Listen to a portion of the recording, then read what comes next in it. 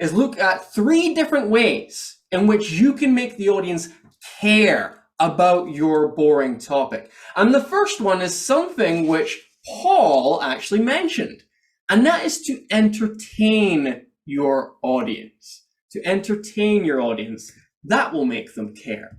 So going back to bricks for a second, let me share with you how a brick is actually made, because I know you're all dying to find out. Well, there's actually 4 steps to creating the perfect brick.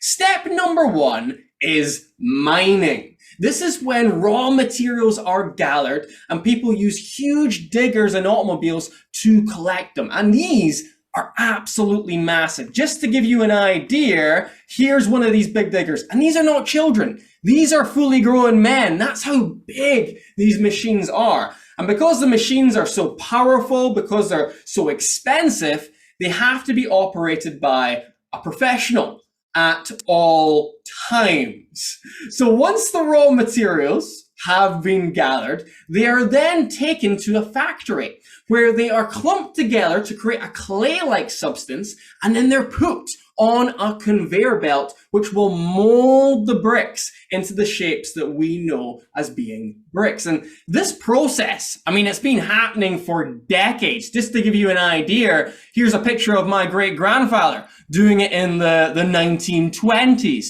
So the bricks have been happening in this way, being built in this way for a very long time.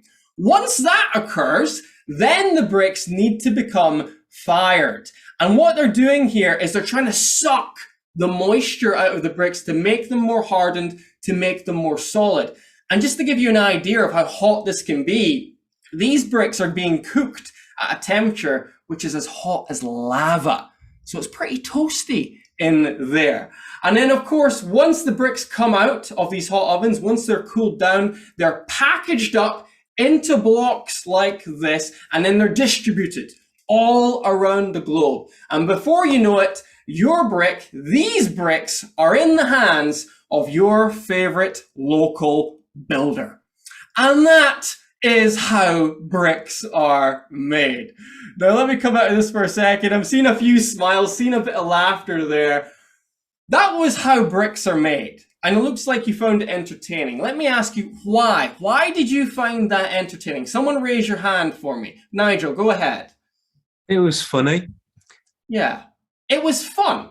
It was fun. And this is my point. You can literally make any boring topic engaging by adding a little bit of fun to it. Because the highest levels of engagement occur directly after laughter.